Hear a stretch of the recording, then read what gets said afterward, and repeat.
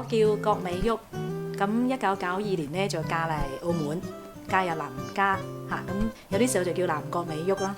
咁因為我先生係牧師咧，所以我喺教會咧就做師母嚇，所以好多人都叫我藍師母。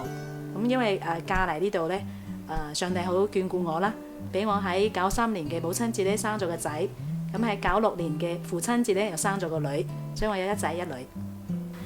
我開頭嚟嘅時候覺得澳門其實好淳樸嘅嚇，因為當時嘅人咧唔係好多，而且咧大家嘅關係其實都唔錯嘅。因為我一嚟就嚟到教會，咁教會係一個好單純嘅地方，大家都係好嘅。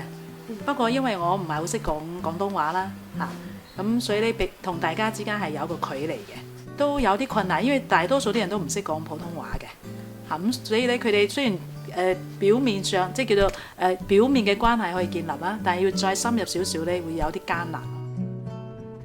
其實我冇辦法同佢哋一齊開心，一齊唔開心咯嚇，好似一個國外人入唔到去嘅嚇，總係喺一個群體嘅入邊咧，好似一個出邊嗰陣時係覺得比較孤單嘅。語言未通嘅時候，我覺得我都係台灣人啦，我都仲未係呢一個主流社會嘅其中一份子。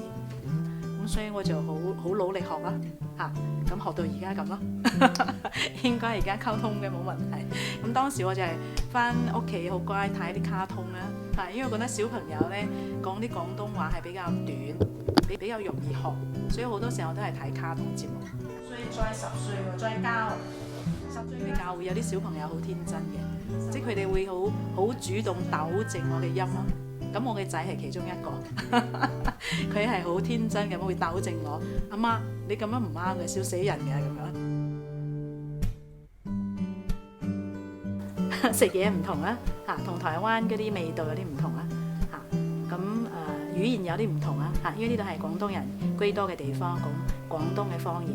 喺台灣咧就係會講台語啦，因為我出世嘅時候係講台語，入學嘅時候講國語，所以啲語言上面唔同。我哋因為有升學嘅壓力啊，應該係從初中開始，我哋啲讀書都要好勤力啊。但我發覺喺澳門咧，啲人 hea 啲啊嚇，好都幾 hea 讀嘅嚇，即係啲大學唔使買書嘅，即係令我好詫異。我覺得呢個係澳門同台灣一啲好唔同嘅地方。你見到台灣咧係好多人好中意讀書嘅。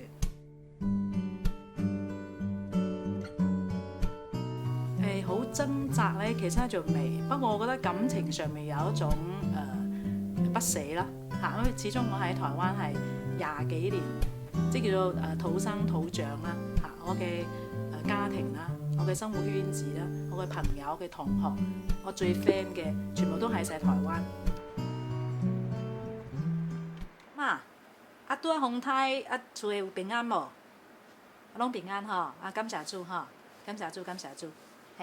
你都健康啦嚇！我媽媽知道我要嫁過嚟，其實佢話佢喊咗半年啦嚇。佢每一次，因為媽媽都信主，所以每一次祈禱嘅時候，佢就會喊咯嚇。佢真係覺得自己嘅心肝寶貝咧，好似離開咗佢好遠。因為以前咧澳門未有機場嘅，咁所以咧覺得要嫁過嚟澳門好似好遠咁樣嚇，即係要經過香港咁樣山長水遠咁先可以翻到去台灣嚇。佢亦都好祝福我咯。嚇，雖然佢係好不捨，我都好不捨，但係佢又好祝福我。澳門嘅自然風景好靚啦，因為澳門有海啊。我記得第一次嚟澳門嘅時候，我哋過嗰個澳氹大橋咧，我覺得好靚咯。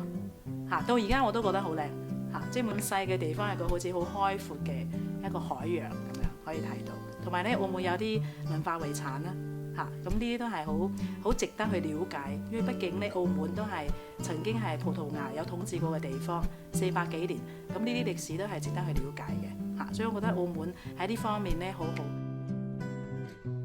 喺20幾年前嗰陣時嘅賭場都唔算太多，但係都俾我見識到，原來賭場係咁，因為喺台灣未見過，咁所以入咗去賭場睇到，哇，烏煙瘴氣，而且咧我哋睇嘅時間咧其實係好短嘅，可能得幾個字。